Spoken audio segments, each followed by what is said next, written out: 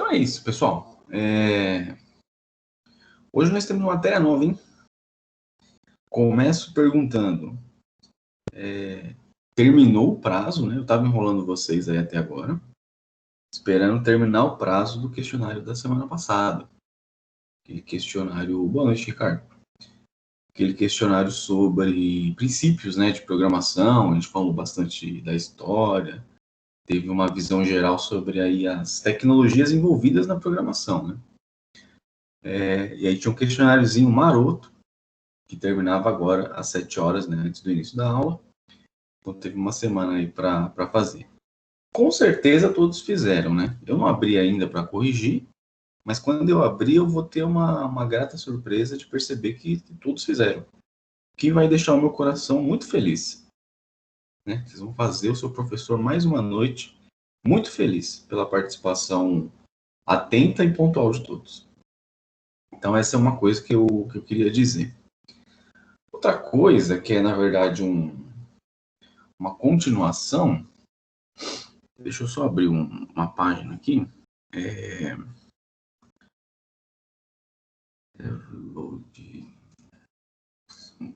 Peraí. Vou postar no chat. Deixa eu só ver se é essa mesmo. Exatamente, ó. Falando de linguagem de programação e mercado, aquele overview que a gente fez na semana passada, a gente pode ainda ter uma visão geral, né, dependendo da carreira que você eventualmente vai escolher. Esse endereço aqui, ele tem alguns roadmaps, né? Roadmaps é o mapa da estrada, né? E a estrada, aí cada desenvolvedor vai fazer a sua própria estrada. Mas aqui tem uma ideia daquilo que você precisa estudar para você se tornar alguma coisa nessa vida. Então, eu vou colocar esse link no chat, de forma que, se você quiser acessar no seu computador e navegar com o seu controle da navegação, também é uma possibilidade. Fica também como referência para os estudos, né? Então, o roadmap aqui, ele vai listar algumas tecnologias de acordo com o caminho que você queira traçar, né? Então, por exemplo, o que você precisaria estudar para ser um web developer, né? Um desenvolvedor da web, né? Que faz coisas para a web. Que é o caminho que a gente traça aqui no nosso curso, né? Então, são as tecnologias que deveriam ser estudadas em 2020, né? Esse nosso ano maravilhoso. Então, aquilo que é obrigatório em todos os caminhos, né? Não importa se seu caminho vai ser front-end, back-end ou DevOps, em todos os caminhos isso aqui é comum, né? Você precisa saber. Assim, não estamos aqui cagando regra, né? Se você não souber, você não é ninguém na vida. Mas são coisas que vai fazer de você um profissional melhor. Então, nós temos Git, uso básico do terminal, estrutura de dados e algoritmos, que é aquela matéria que você tem lá de PA, né, que é programação em algoritmos, GitHub. Então, Git e GitHub vocês vão ver nessa disciplina técnicas de programação, né? Terminal vocês vão ver em fundamentos de informática. Aqui é programação em algoritmos. Essa parte aqui vocês vão ver em ética, né? A parte de licenças. Versionamento semântico, aqui em técnicas de programação. SSH e Internet Protocolo, segundo módulo. Aqui HTTP, HTTPS, programação web, né? Design Patterns não vai ver. Em Characters Encoding também não vai ver, não tem nada planejado, não. Mas então isso aqui é comum, né? Então a gente vai ver um pouquinho disso, obviamente, sempre dá para você se aprofundar. Depois você pode seguir o caminho do front-end, que é aquela pessoa que vai programar a interface que vai ser rodada no navegador, né? Então tem o front-end e o back-end, basicamente, onde se separam. O front-end são as tecnologias HTML, CSS, JavaScript, que vocês estão vendo em programação web 1. E o back-end são tecnologias que vocês vão ver no semestre que vem, né? Que vai rodar no servidor. E DevOps são a parte de infraestrutura, né? Que vai fazer o seu código funcionar, ele está disponível na internet. Né? Então aí você escolhe o caminho, né? Muita gente escolhe um desses caminhos só e vai embora, né? Então, o caminho do front-end aqui, você teria que estudar tudo isso, né? Ou se você for escolher o caminho do back-end, você vai por esse caminho aqui, né? Vai estudar essas coisas. Se você for pelo caminho do DevOps, você vai estudar essas coisas aqui, né? Então, Dentro de cada caminho tem subcaminhos, né? Às vezes você pode escolher um lado ou outro, né? Também tem isso daí. Então, são essas três. Agora, tem um negócio que o pessoal está falando muito hoje, que é o famoso full stack, né? O full stack é aquele cara que conhece de todas as pilhas, né? Então, ele conhece de front-end, conhece de back-end, conhece de DevOps. Então, se eu falar assim, eu sou um programador full stack, significa que você conhece tudo isso daí, né? Então, se domina a pilha inteira. Obviamente, você não vai conhecer todas as tecnologias a fundo. Então, por exemplo, front-end, a base é HTML, CSS, JavaScript, só que também você pode estudar React, Angular, Vue, né? Tem várias outras coisas que agrega na questão do front-end, né? Então o cara fala assim, eu sou full stack, tá, mas é full stack de quê, né? Qual dessas tecnologias você se aprofundou a ponto de conhecer tudo, né? Não dá para conhecer tudo de tudo, né? Então, algum foco você vai dar. Então, depois dá uma olhadinha, não é o objetivo nosso aqui, mergulhar nesse roadmap, mas é muito interessante você dar uma navegada por essa estrada e ver, né, as tecnologias que tem aí no meio, né? E, de repente, alguma coisa, ou muitas coisas, você vai precisar estudar por conta, né? Se realmente quiser ser um profissional completo em algumas dessas áreas, né? Algumas coisas a gente vai ver por aqui pelo curso, né? HTML, CSS, JavaScript, tal, essas coisas a gente vai dar uma olhada por aqui.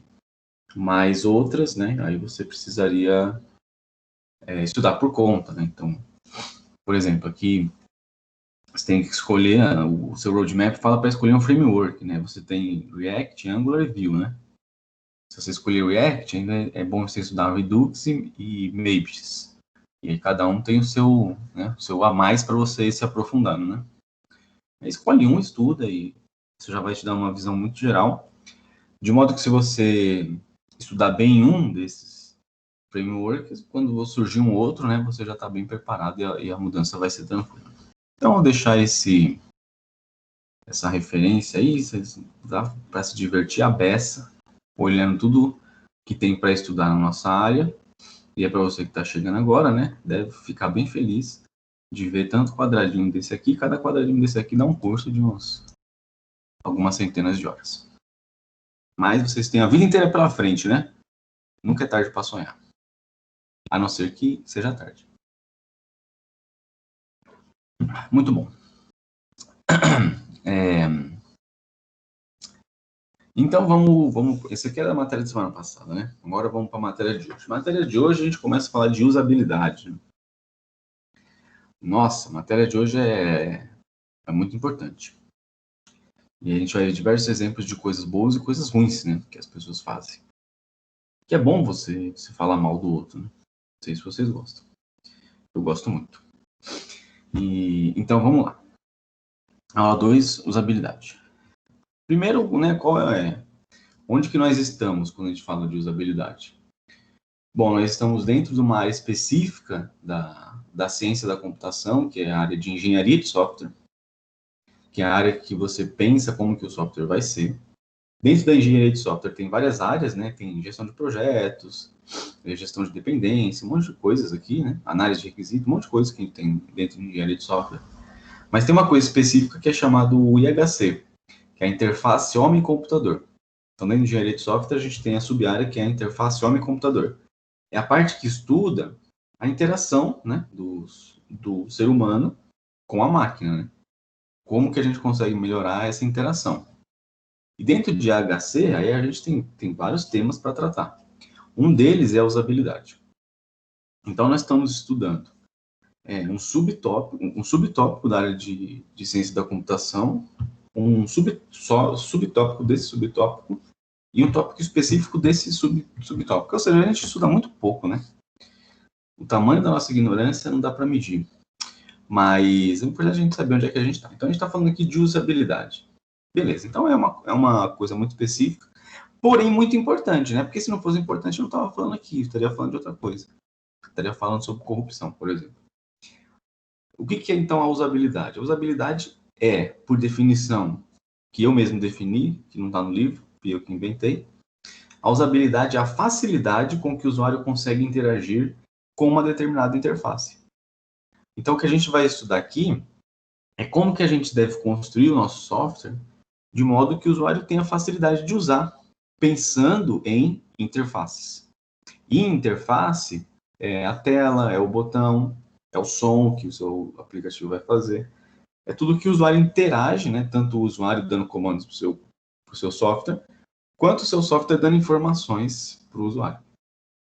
Basicamente, o software ele é baseado em entrada, processamento e saída. Né?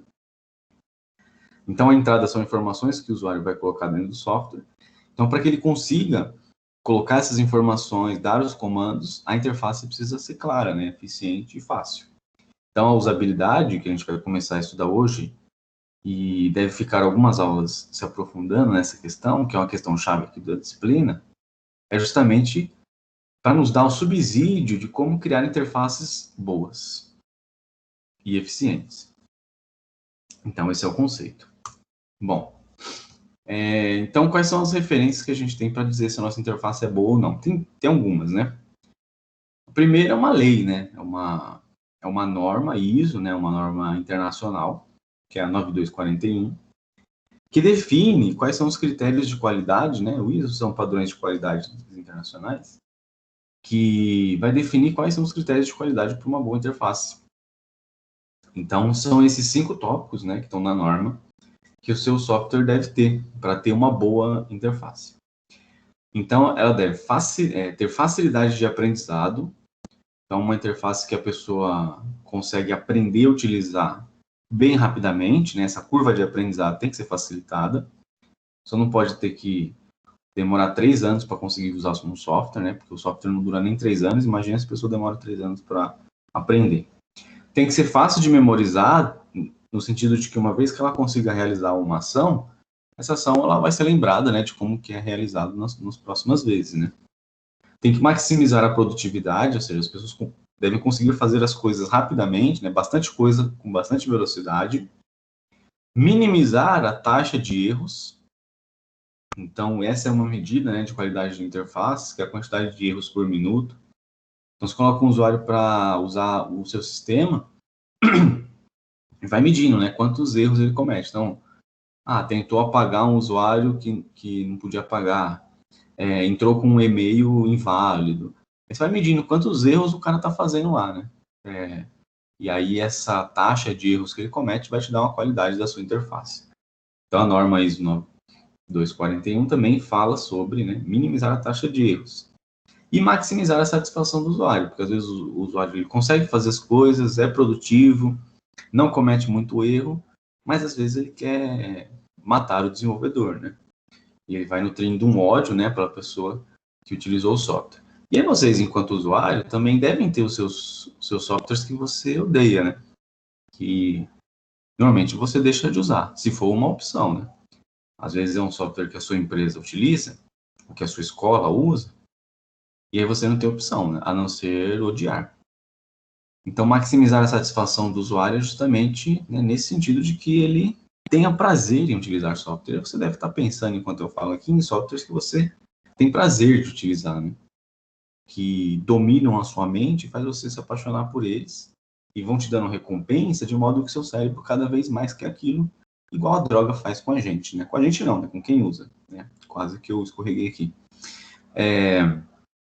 Então, por exemplo, rede social, né? Tem esse mecanismo recompensador. Conforme você vai rolando, você vai tendo recompensa, né? Você vai tendo um conteúdo, você vê um gatinho bonito, você vê uma coisa fofinha, você dá uma risada. E essa recompensa vai fazendo com que o seu cérebro queira cada vez mais. Né? Um software da empresa, que é mal projetado, tem uma interface ruim, cada coisa que você vai fazer vai te dando um ódio, né? Você não quer mais.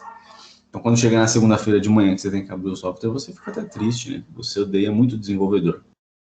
E agora você está mudando de lado, né? Agora você vai passar da pessoa que odeia para a pessoa que vai ser odiada. Isso se você não seguir a norma. Se você seguir a norma, você vai ser aquele que é amado, né? Mas o ódio também é bom, né? Quem não odeia ninguém é porque não tem coração. Então, fica essa reflexão. Mas além da norma, né? Nós temos um estudioso bem antigo, né? Que é basicamente o pai da usabilidade, né? Se a usabilidade tiver um pai, o seu pai chama Jacob Nielsen. Esse rapaz bonito, porém um pouco desprovido de material capilar. Ele foi conhecido e é um grande estudioso, né, na área da usabilidade. Então, é um grande pesquisador que acabou fazendo diversas publicações que deu muitas orientações a respeito de como criar uma interface melhor, né?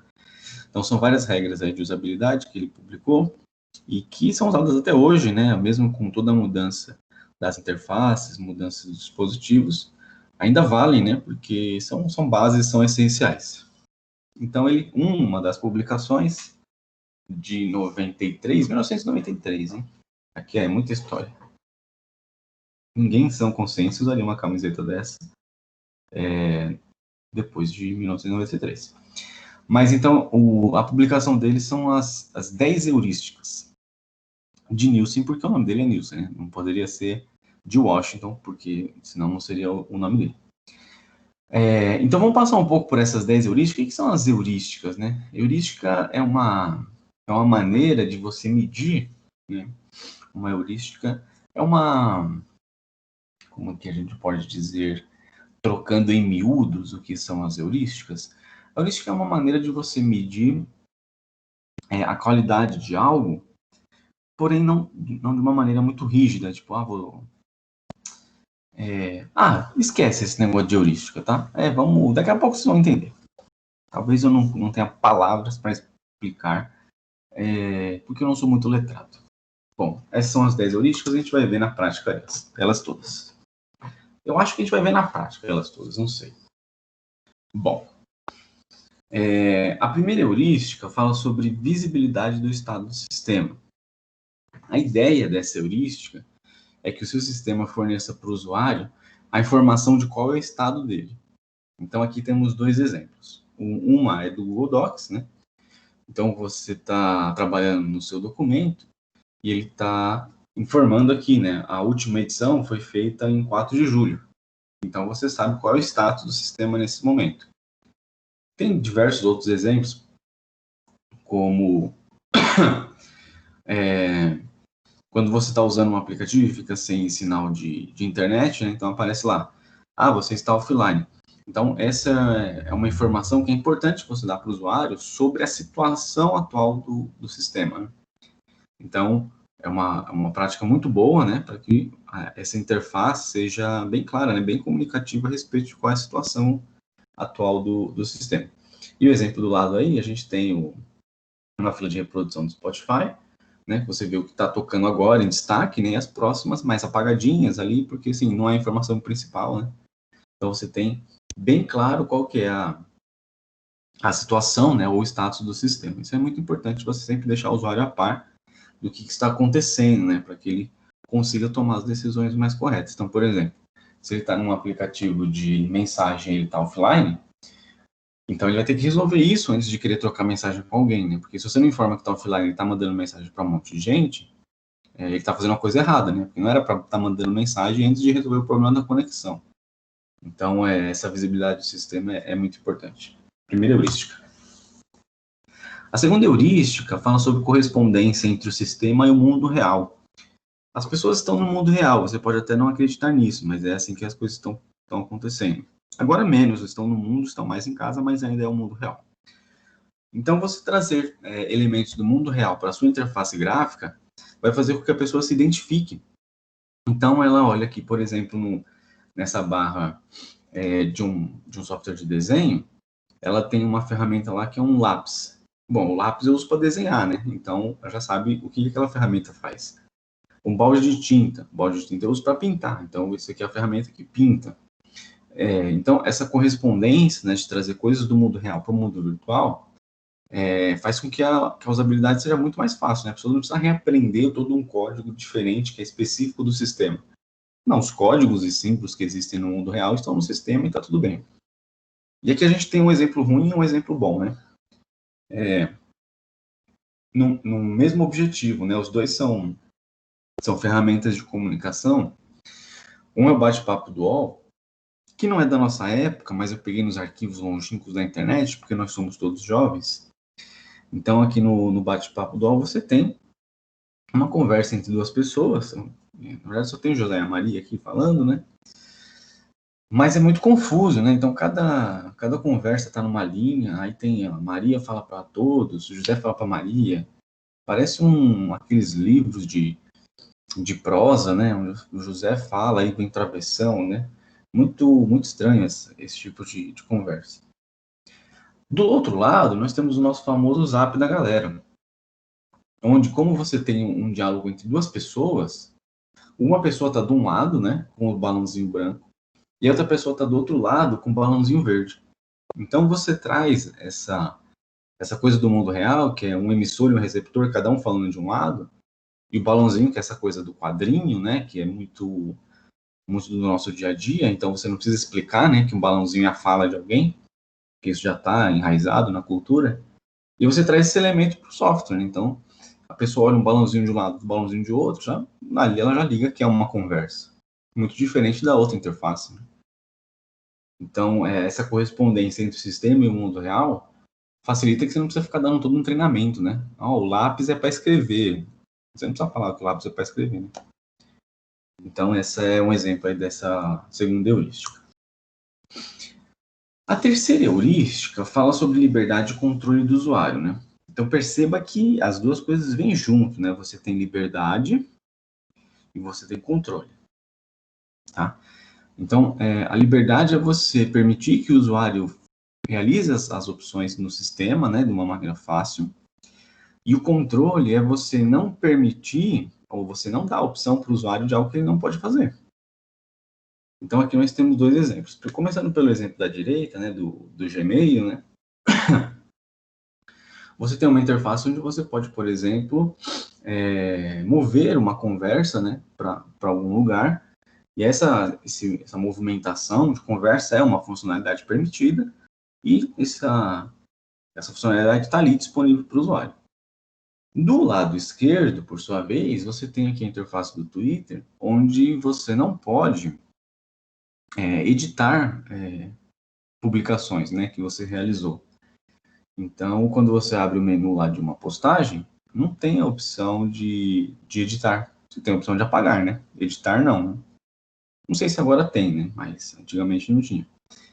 Então, um erro muito comum, né, que a gente vê acontecendo em interfaces é o seguinte: a pessoa coloca lá o botão editar, né, ou o botão apagar, coloca as opções, e aí a pessoa vai lá e clica, e aí o sistema fala assim: você não pode editar esse Twitter.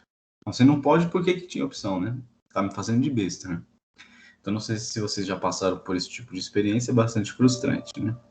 Então, pensar essa interação, né, essa liberdade de controle do que o usuário pode fazer, é simplesmente você oferecer para o usuário, de uma maneira facilitada e clara, né, aquilo que ele pode fazer, e aquilo que ele não pode fazer você já nem oferece, né, para você não precisar frustrar ele dando um comando que não é permitido, né. Então você já tira do caminho e pronto, acabou. Boa noite, André. A quarta heurística fala de consistência e padrões. Não sei se vocês já passaram pela experiência de estar utilizando um software, um site, acontece bastante com sites, né? E aí você está utilizando, de repente, você clica numa página, clica num lugar e o visual da interface ele muda completamente. Então, normalmente isso acontece quando a pessoa está fazendo uma migração de sistema, em alguns lugares já foi atualizado e outros não, né? Ou você vai lançando novas funcionalidades e essas funcionalidades não têm compatibilidade com funcionalidades anteriores. Então, você tem uma tela que é mais antiga, que funciona de um jeito, e outra tela funciona de outro totalmente diferente. Então, você está no mesmo sistema, mas é tudo diferente. Você não sabe como é que faz, né? Num lugar funciona de um jeito, no outro lugar funciona de outro. Então, ter essa consistência e essa padronização das coisas é muito importante. E a gente vai ver ao longo do curso, né, estratégias para a gente construir o nosso programa de modo que se a gente fizer alguma alteração, a gente faça alteração no sistema inteiro, né, de uma vez só, sem ter que ficar fazendo alteração página por página e quebrando essa consistência. Aqui eu trago um exemplo bom, né, que é do Google. Eu copiei muitos exemplos bons do Google, porque eles têm uma regra de usabilidade muito boa.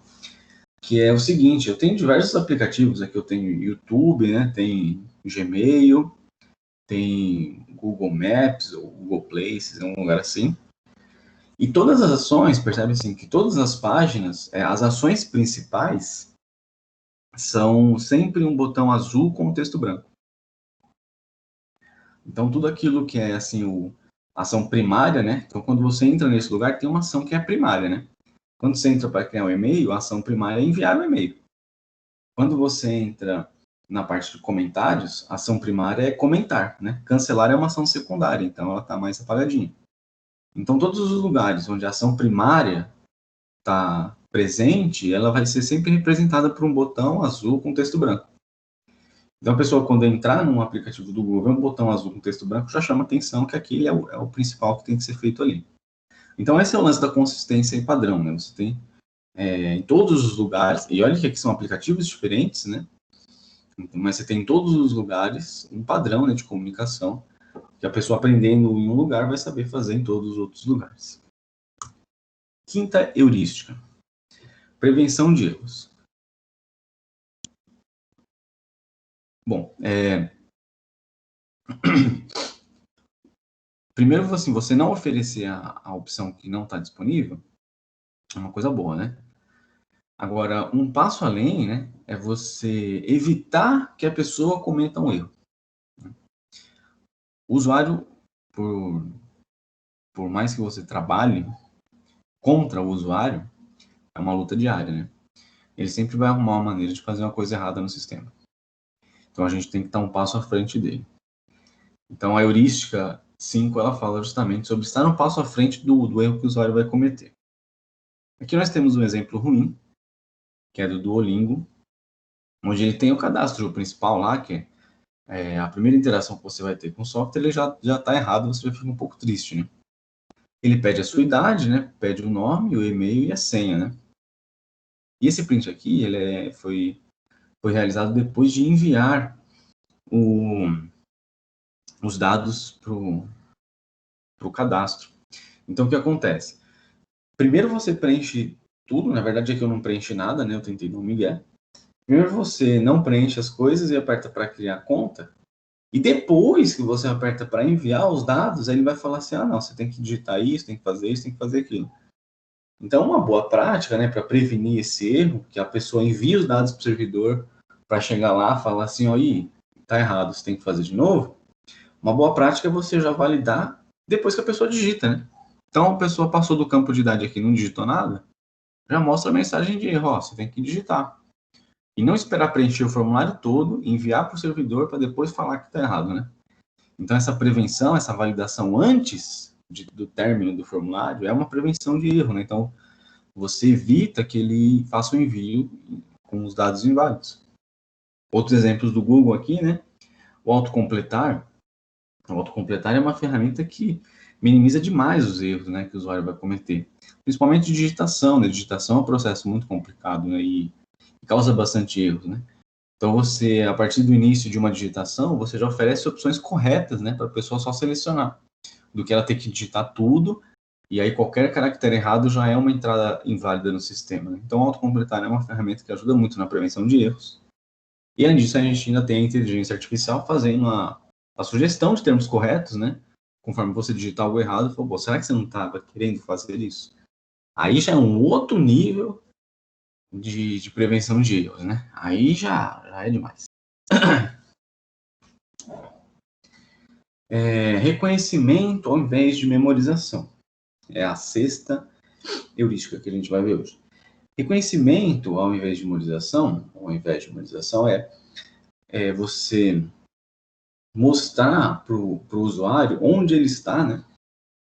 Qual foi o percurso que ele realizou, ao invés de ele ter que ficar lembrando e memorizando o que aconteceu até ele chegar ali, né? Então, um exemplo clássico, né, de reconhecimento ao invés de memorização é você oferecer esse recurso, né, principalmente em sites, ou também em aplicativos onde você tem uma navegação hierárquica, né? Então, você está numa primeira página e você entra num tópico, você entra no outro tópico, você vai entrando, né, nas páginas e vai ficando cada vez mais específico. Nesses momentos, a gente tem esse recurso que está em destaque aí, que é chamado de breadcrumb, ou Não sei exatamente a tradução literal, mas é a ideia das migalhas de pão, né? E aí, claramente copiado das histórias infantis de João e Maria. Então, eles iam... Posso contar uma história aqui para vocês, rapidinho? João e Maria, caso vocês não conheçam. Eles iam na floresta, uma floresta perigosa. Não sei por que as pessoas vão na floresta, só dá problema, né? Chapeuzinho Vermelho foi na floresta, deu mal. Agora João e Maria vai na floresta também. Só uns problemas aí que é melhor às vezes não ir para a floresta. Se você está pensando em ir para a floresta, não vá, porque historicamente dá problema. Mas João e Maria foi, né, na floresta.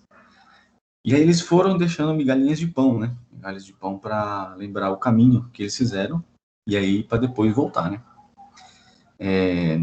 O pão sem glúten, que é importante, que o glúten é um grande vilão, mais do que a bruxa. Mas aí tem essa ideia da migalha de pão. Então, o nome, né, desse recurso aí é inspirado justamente na história. Então, você tem lá, você estava na home, então tem uma casinha, né, que é a página inicial.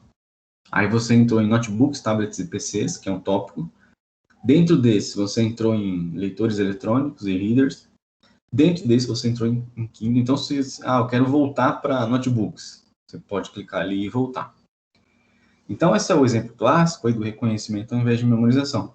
Você não precisa lembrar todo o caminho que você fez para depois você pegar e fazer de novo, né? Você tem bem claro, né, qual que é onde que você está, sem ter que memorizar. Assim, em web, né, principalmente páginas que têm categorias, assim, isso é fundamental. 7. Flexibilidade e eficiência de uso, né, a 7ª heurística aí. Isso diz respeito à forma que você consegue utilizar o software e principalmente, né, que seja flexível, ou seja, você consegue utilizar ou fazer a mesma coisa de diversas maneiras possíveis. Isso acontece muito, assim, em softwares mais proprietários, assim, por exemplo, o Excel, né? O Excel, você quer fazer uma configuração, você tem 3, 4 caminhos para fazer a mesma coisa, né? Então, tem gente que gosta de ir lá no menu, selecionar a opção, tem gente que gosta de uma tecla de atalho, tem gente que gosta de digitar o código direto. Então, você consegue fazer a mesma coisa de diversas maneiras diferentes, né? Então, a ideia aqui do flexibilidade e eficiência de uso é justamente isso. Cada pessoa vai ter uma maneira de interagir com o sistema e o ideal é que o seu sistema forneça, né, essas diversas maneiras para a mesma coisa. Aqui eu trago um exemplo extremo, né, que é um sistema de tarefas, né, ou de to-do list, né, lista de afazeres, onde você pode, aqui, deixa eu ver como é que a gente pode demonstrar. Aqui você está criando uma tarefa, essa tarefa você pode vincular com um projeto específico, né? Então aqui tem o projeto secretaria. Você pode tanto clicar aqui na tagzinha e escolher qual é o projeto, né, que ela faz parte, ou você pode criar a tarefa e depois editar lá na janela da tarefa, colocando ela no projeto, ou você pode simplesmente digitar hashtag secretaria e ela já entra automaticamente nesse projeto, né? E quando você começa a digitar, já tem o autocompletar também, né? E se você escrever, por exemplo, amanhã, hashtag secretaria, ele já vai agendar essa tarefa para amanhã. Se escrever mês que vem, então ele também já vai agendar essa para o mês que vem. Então, é uma coisa que você consegue interagir com o software sem nem sequer tirar a mão do teclado, né? Então, com as próprias teclas de atalho, você já vai digitando e escrevendo e criando suas tarefas de uma maneira bastante flexível. Então, a flexibilidade e eficiência diz respeito justamente a isso, né? Você dá a opção para o usuário fazer uma tarefa de diversas formas que ele consiga se adaptar ao que ele tem maior facilidade, né? Tem gente que gosta muito de teclas de atalho. Então, oferecer teclas de atalho, né, para as funções que são mais usuais, né? Aqui no Teams mesmo, a gente tem essa barra, né, de coisa aqui, ó. Se não me engano, é Ctrl E, né, que você acessa ela. Deixa eu trazer aqui, ó. Então, eu estou aqui vou responder o Lucas aqui, ó. Sim, beleza. Só para eu sair lá da barra. Eu vou disponibilizar esse arquivo, tá? O da semana passada também eu esqueci de disponibilizar, né? Sou um péssimo professor. Tudo bem. Então, aqui no Teams, você pode apertar Ctrl E, você já vai para aquela barra lá de cima, e aí você pode digitar, por exemplo, o nome de uma disciplina, né? Ele vai trazer a lista, ou você pode digitar o nome de alguém, né? Ele vai trazer a pessoa. Então, ou você pode... Tem um atalho para você mudar, depois coloca a barra aqui, ó. Você consegue dizer que você está disponível. Eu estava em reunião, né? Estava vermelhinho, agora já estou verdinho, né? Aí eu posso apertar Ctrl E, barra, ocupado aqui. Já fico vermelhinho de novo, né? No meu atalho. Então, se eu estou aqui trabalhando com teclado direto, nem largo o teclado, faço tudo pelas teclas de atalho. São todas as possibilidades que a ferramenta nos oferece. Então, essa ideia da heurística é justamente você conseguir interagir de maneiras diferentes, né? Então, alguns exemplos. 8. Estética e design minimalista. Então, é você colocar na tela exatamente aquilo que precisa ter na tela, né? Então, não ficar enchendo de coisa. Aqui a gente tem o exemplo do Google, né? Que é uma ferramenta de pesquisa, não sei se vocês conhecem, que é para fazer pesquisa. Então, você coloca uma caixa de texto para a pessoa pesquisar e um botão para ela pesquisar. Não precisa de mais do que isso, né? O Bing já quis colocar tudo, né? Quis colocar a montanha, o lago, o cara do caiaque, link em cima, mudança de linguagem, menu, não sei, muita coisa, né? Para quem quer fazer só uma coisa de pesquisar, não precisava de tudo isso. Então, menos é mais, né? Outro exemplo aqui que eu vos trago para vocês, que na verdade é o mesmo exemplo, mas que é outro, né?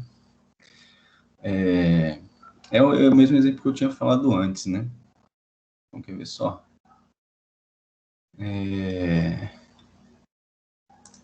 Como é que eu vou trazer aqui para vocês? Ó, que é aquela ferramenta de coisa, né? De tarefinhas. Então, você pode adicionar aqui, né, a tarefa, como eu tinha falado para vocês. Aqui está em inglês, né? Então, se eu quiser agendar uma coisa para amanhã, eu coloco aqui, ó, tomorrow, fazer alguma coisa do projeto da secretaria, e eu falo a tarefa que tem que fazer, aperto Enter e já vai, né? Eu poderia selecionar por aqui, né, quando que vai ser, por aqui qual é o projeto, né? Mas só digitando eu tenho essa possibilidade. Mas isso eu já falei, né? O que eu queria falar era outra coisa. Era o que eu queria falar? A gente está falando de design minimalista, né? Então, ó, aqui eu tenho minha lista de tarefas, então eu não preciso... Eu tenho aqui a opção para adicionar uma tarefa, né? E eu tenho as tarefas que já estão adicionadas para o dia de hoje. Mas, por exemplo, se eu quiser apagar essa tarefa, ou se eu quiser editar essa tarefa, né? Onde é que está essa funcionalidade? Não está, né? Ou aparentemente não está, né?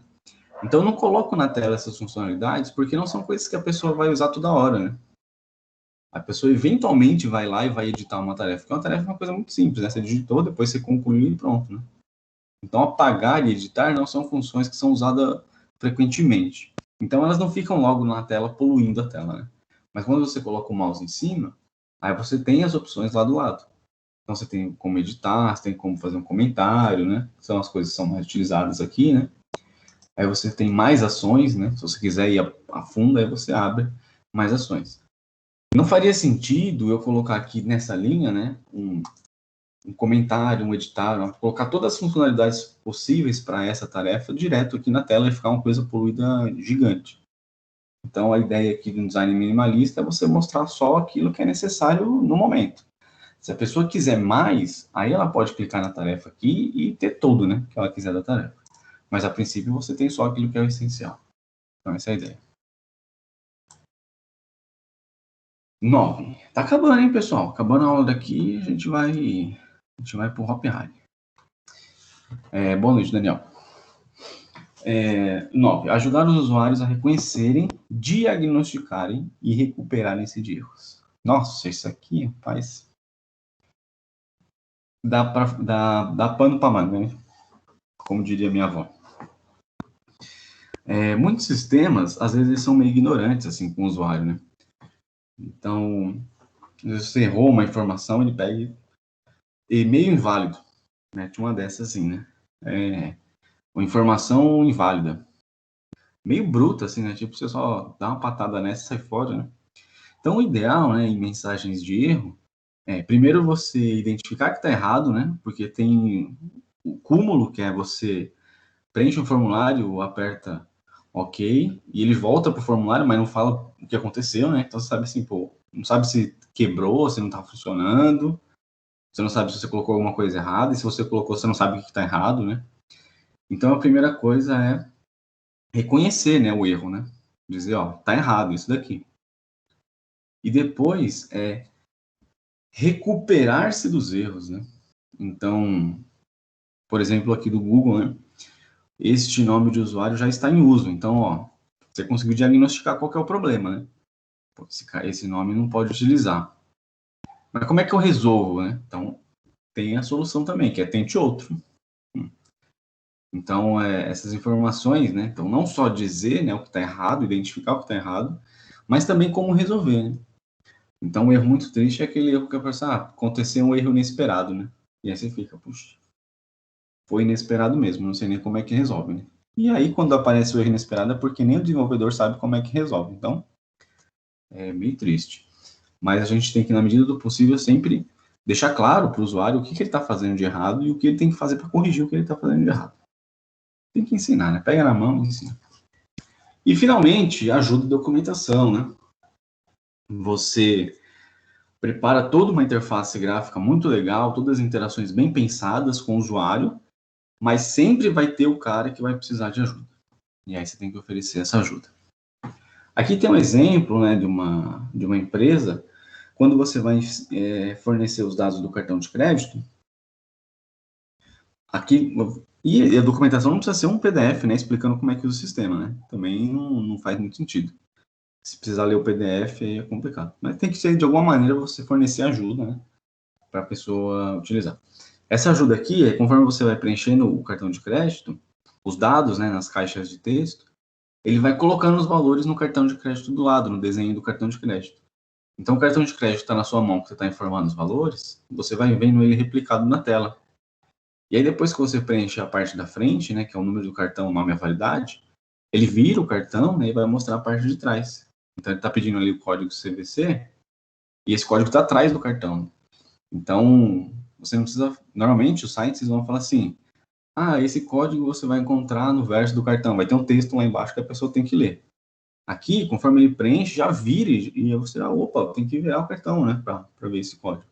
Então, a ajuda, ela vem durante o preenchimento, né, porque foi identificado que essa etapa de preenchimento é uma etapa que causa bastante dúvida, né, e, consequentemente, muitos erros também, né. Então, para uma empresa que quer vender, ela não quer que você erre na parte principal, que é a parte de pagar. Então, eles investem bastante tempo para que a usabilidade desse momento seja boa e agradável. Então, esse aqui é um exemplo onde a ajuda ela já vem durante a utilização. Essas são as 10 heurísticas, né, propostas por Nielsen. Então, é o primeiro passo aí da gente entender a usabilidade. São regras bem gerais, né? Perceba que não tem assim uma coisa de usabilidade para celular, para web, né? Ele é geral para sistemas. E uma maneira de fazer a avaliação, aí existem diversas maneiras, né? Uma delas, que é mais comum, é você fazer essa tabelinha, né? Então, você construiu o sistema ou você fez um protótipo de um sistema, aí você monta uma tabela para você fazer a análise da usabilidade. Normalmente, né? E aí é uma prática que faz muito sentido, é justamente o seguinte, se você projetou o seu sistema, não é você que vai avaliar. Se você projetou, uma outra pessoa, de preferência que não seja da área de desenvolvimento, né? Você vai colocar ela para usar, para fazer o teste e tal. E aí, em cima dessa análise, alguém que entenda de usabilidade, né, vai fazer essa avaliação. Então, vai ver, na tela de cadastro, a usabilidade de identificação de erros foi violada. Qual que é o problema? O usuário preenche o nome e aperta OK e não mostra que o nome está inválido, né? Qual é a severidade desse problema? Aí a gente tem uma tabelinha de severidade, né? Severidade parece nome de idoso, mas o quão crítico é esse problema para o sistema, né? Então, ele pode ter uma severidade 0, que não é um problema de usabilidade, né? Mas é algo que pode melhorar. Ou pode ter uma severidade 1, que é um problema estético, não precisa ser corrigido, né? Então, não é uma prioridade, né? Uma coisa mais visual, assim, estética do sistema. Severidade 2 é um problema menor de usabilidade, tem baixa prioridade para ser corrigido. Severidade 3 é um problema maior, tem que ser corrigido rapidamente. Ou a severidade 4, que é uma catástrofe de usabilidade, né? Tem que corrigir o mais rápido possível porque inviabiliza o uso do sistema. Então, aqui tem uma classificação, né, do risco dessa heurística que foi violada. Então, a ideia é sempre que assim, alguém projete o sistema e outra pessoa que conheça as heurísticas, né, porque precisa conhecer, né, faça essa relação da tela, né, e da heurística que foi violada, escrevendo o problema para que a gente consiga melhorar a nossa interface. E aí, esse levantamento pode ser feito a pessoa usando, né, o sistema. Então, eu vou usar o sistema aqui, eu não conheço, eu vou usar o sistema, e aí eu vou ver onde que ele falhou, né, e aí eu anoto as heurísticas. Ou pode ser observando um usuário leigo usando o sistema, né? Também é uma possibilidade. Então, é dessa maneira que é realizada a avaliação heurística, baseado nesses tópicos. Para saber mais, nós temos uma apostila de usabilidade. UX é User Experience, né? Vocês vão ouvir bastante falar de UX, que é User Experience, que é a experiência do usuário, né? Está intimamente ligado com a questão da usabilidade, né? Só que tem um pouco mais, né? Tem uma questão mais psicológica aí por trás do User Experience. Mas essa apostila é de grátis, tá aí no mundão da internet para você se aprofundar mais. Depois tem um vídeo falando sobre a carreira de User Experience, tem a palestra do nosso mestre Jacob Nielsen, falando de usabilidade lá nos tempos idos de muito tempo atrás. E tem o livro da Unicamp, né, que é o livro, esse aqui já é mais pesado, hein, pessoal, aqui tem que pegar leve nessas drogas, não pode consumir muito, que é Design e Avaliação de Interfaces Humano-Computador, né, aquele HC que a gente está estudando um pouquinho aqui, um pedacinho, né. Então, o núcleo de informática e não sei o que lá mais lá da Unicamp disponibilizou esse livro aí, um livro bem completo, né, que fala sobre justamente como é que você faz a avaliação dessa interface. Então, tem lá as heurísticas de Nielsen, mas tem muitas outras coisas, né, da área de pesquisa de como melhorar as interfaces. Então, vou deixar essas referências aí para vocês também se aprofundarem. E aí eu faço uma pergunta para vocês. Dúvidas, não?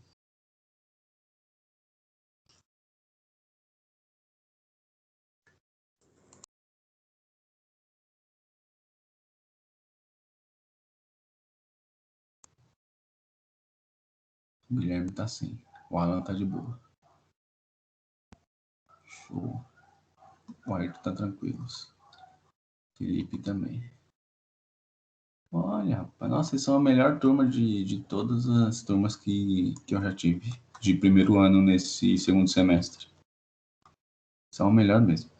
Que bom, hein, pessoal? Nossa, agora vocês alegraram meu coração. Tranquilo. Shows. Muito bom. E então tá. O que vai acontecer agora? Agora, rapaz, agora é a hora, hein? Agora é a hora de vocês brilharem. Eu vou postar essa apresentação. Deixa eu pensar aqui o que eu vou fazer. Eu vou criar uma página com esses materiais. As apresentações e os questionários e... não, só com os materiais. Eu vou postar esses materiais numa guia aqui específica da nossa disciplina, tá? Para vocês terem acesso. E vocês já devem ter recebido a notificação, se não receberam, alguma coisa deu errado, sobre um exercício para fazer hoje. Apareceu para vocês aí no canal da disciplina de hoje?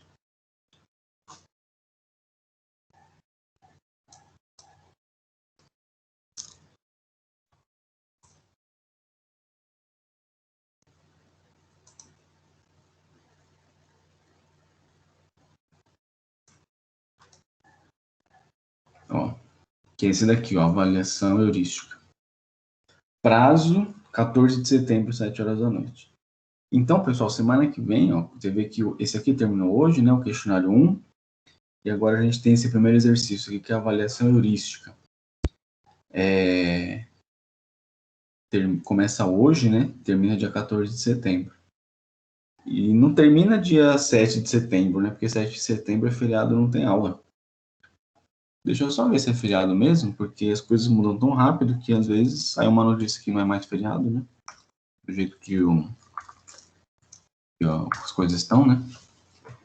Bobear, amanhã é Natal e ninguém me avisou que os feriados eles vão chegando mais perto. Só confirmar aqui no calendário da escola. Coisa que vocês já deviam estar, né, cansados de saber, né? De ir lá no site da ETEC Irmã Agostina, parte de alunos, calendário, e ver se vai ter aula. Por favor, hein? Não me decepcionem. Gosto muito de vocês. Ó, por exemplo, não tem aula, 7 de setembro. Tá aqui, ó. Vermelho, não letivo. Né? Caso vocês não tenham ido lá ver, ó, tá aqui, ó. Então, dia 29 agora teve aula, né? Vocês participaram da palestra lá? Sobre educação, como estudar e deixar de ser vagabundo. Tava tudo falando lá, como é que faz. Então, foi sábado agora, foi sábado letivo. Aí tem essa semana aqui, ó. Vira o mês, bonito. Dia 7 não tem aula, feriado mesmo, confirmado. A não ser que mude, mas não vai mudar mais. E dia 12 tem mais sábado letivo, hein, pessoal? Prepare-se para acontecer alguma coisa aqui dia 12 que a gente ainda não sabe o que é. Mas então, segunda-feira a gente não tem reunião, tá? Ou não tem aula. Não tem aula porque é feriado. Então a gente só vai se encontrar agora dia 14. Então por isso vocês vão ter 2 semanas para fazer esse exercício. Aí vocês me perguntam, em que consiste esse exercício, professor? Estão perguntando? Deixa eu ver se estão perguntando. Estão perguntando um pouco. Muito bom. Ah, estão perguntando. Eu não tinha visto, mas vocês realmente estão perguntando. Em que consiste? Consiste no seguinte, eu não sei nem onde é que está mais o exercício. Espera aí. E aqui, vai lá. Esse exercício, ó, deixa eu ver aqui o exercício. Eu acho que eu não escrevi nada. Ó. É muito simples, ó. Faça a avaliação heurística de um sistema à sua escolha. É nisso que consiste. Faça a avaliação heurística de um sistema à sua escolha. Então, você pode escolher qualquer sistema que você quiser. Então, eu quero fazer do Spotify. Tudo bem, pode fazer do Spotify. Eu quero fazer do site. Talvez um site não seja muito, assim, porque o site é só informação, né? Direto, né? Só o site, então, não tem muita interação, então não é muito rico, né? Você pegar só um site de conteúdo, por exemplo. Então, legal algum sistema que você tem interação, tenha cadastro, tenha navegação, né? Então, se for uma rede social, pode ser um aplicativo web, por exemplo. Uma rede social é um aplicativo web, né? Não é um site. Então, pode ser, né? Qualquer tipo de aplicativo web aí que você tiver, Discord, WhatsApp web, pode ser mobile também, né? Qualquer aplicativo que você queira, né? E aí, para ficar fácil o seu trabalho, pega um aplicativo ou um programa que é complexo, né? Que tenha várias telas, né? Para você conseguir identificar os erros. Porque se você for pela intuição de, vou fazer um programa que é simples, aí você está dando um tiro no próprio pé. Porque o programa sendo simples, você não vai conseguir encontrar, né, os problemas ou as qualidades, né, para listar na avaliação. Então, o programa simples ele vai te dar mais trabalho do que o programa complexo. É o mundo invertido da complexidade. Então, o que você tem que fazer, né, basicamente? Escolher esse sistema e fazer uma avaliação heurística. Aí está o modelo de uma avaliação heurística. Você pode fazer desse jeito, né, com tabela. Então, a tabela aqui é uma referência para você ter uma ideia de como fazer, mas você pode fazer de outros jeitos também, né? Você pode, sei lá, ir printando as telas e colocando no PowerPoint, sinalizando, o problema está aqui, essa aqui é uma falha que viola a heurística 3, né? Explicando, né, qual é o problema que aconteceu. Esse é um problema severo, porque se o usuário não faz o cadastro, ele não consegue usar o sistema. Então, a maneira que você vai fazer é bastante flexível. Aqui é uma referência, tá? Perguntas que aconteceram aqui. O professor pode ser qualquer coisa. Já falei essa do Pedro, né? O Felipe pergunta se aplicativo de compras é uma boa, sim, né? Porque você tem a busca do produto, você tem o carrinho de compras, você tem a parte de pagamento, a parte de entrega. Então, o e-commerce ou algum aplicativo de compras, ele tem bastante subsídio para ser feito, né? Pode fazer com o aplicativo do Estado, se um aplicativo assim governamental, aí pode também, né? Não tem problema nenhum, pode fazer sim. Então, no final, a gente vai ter lá uma lista de problemas, né, que podem ser resolvidos, né? A gente pode, então, melhorar. Então, o aplicativo do Estado, como o Pedro bem diz, né? É bom, né, que tem bastante coisa para melhorar. Então, você vai pegar um aplicativo do Google, vou fazer a avaliação heurística do Gmail. Aí vai ser ruim, né? Porque não vai encontrar nada, né? Para listar como problemas de heurísticas violadas, né? Simão pergunta se poderia fazer uma planilha do Excel para mostrar os erros, anexar o arquivo e enviar. Sim, aí pode ser numa tabela no Excel, né? O ideal é que tenha os prints, né, da tela do sistema, porque às vezes é um sistema que eu não tenho acesso, eu não consigo entender qual é a tela que você está falando, né? Mas mesmo no Excel você pode colocar os prints, né, referenciando lá, e aí você manda, né? Essa atividade, diferente do questionário, que era um formulário que você respondia, essa é uma atividade que você vai enviar o arquivo, né?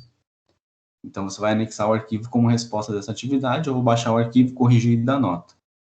Então esse é o procedimento. Não sei se alguma matéria já chegou ao ponto de ter uma atividade desse tipo, mas aqui no Teams a gente tem somente esses dois tipos, que é o questionário que você responde e a atividade que você manda o arquivo, né? Ou você responde direto na atividade com texto livre que você queira, mas a atividade é essa interação, né? Que você manda alguma coisa para o professor, né? Você entrega. Então essa nossa entrega vai fazer por meio de um arquivo, né? Que pode ser um PowerPoint, pode ser um Excel, pode ser um PDF, né? O importante é que tenha as informações lá. E aí, se na hora de corrigir eu perceber que faltou alguma coisa, que vocês poderiam melhorar e tal, aí eu dou feedback, vocês podem ajustar e me retornar sem problema nenhum. Tranquilo? Dúvidas ou nem? Professor, Diga lá. o aplicativo da Secretaria Digital, tipo, do estado, sabe, de escola, tipo, toda Sim. vez que eu vou acessar ele, eu tenho que trocar a minha senha. Aí não sei qual se encaixa. É na severidade, tipo, no 3 ou no 4. Vamos analisar aqui, ó. O 3 é liberdade de controle de usuário e o 4 é consistência e padrões. Eu acho que está mais para flexibilidade e eficiência de uso, né? Ele não tem uma eficiência de uso, assim, porque toda vez que você tem que utilizar, você tem que fazer de novo o processo de troca de senha, né? Então, ele acho que peca mais na questão da eficiência de uso. Não é eficiente, né? Eu acho que eu classificaria mais como 7. Essa meia hora que a gente teria de aula agora, vocês podem começar a fazer ou começar a escolher o sistema de vocês, e que aí eu vou estar aqui também para tirar dúvida pelo chat, tá? Conforme vocês forem tendo dificuldade, pode chamar que a gente vai tirando dúvida. Antes, o Felipe pergunta se dá para fazer uma análise heurística de um jogo. Existem, não é heurísticas, né, nesse sentido, Felipe, mas existem ferramentas específicas para fazer a validação de jogos, né? Porque aí, no caso de jogos, são outras coisas que são avaliadas, né? Então, vai avaliar o engajamento, jogabilidade, aquela teoria do flow, né? Que você tem que ir aumentando a dificuldade conforme a habilidade do jogador vai aumentando. Então, para jogos, a teoria é outra, né? São outras coisas que são medidas de outras maneiras. Então, especificamente para a heurística de Nielsen aqui não cabe os jogos, não. O Jaziel pede o arquivo e o Ricardo pegou muitos jogos com bugs. Então, aí, não é muito a minha área, não, a parte de jogos, não, mas deve ser problema. Então, vou encerrar aqui o nosso talk show. Vou postar esses arquivos para vocês terem a referência e aí vocês vão me chamando no chat. O sistema pode ser algo além de aplicativo ou site? O que seria além de aplicativos ou site, Augusto? O que sobrou? Você tirando aplicativos ou sites? Jogos de tabuleiro. Telejornal. Me ajuda aí, hein, Augusto?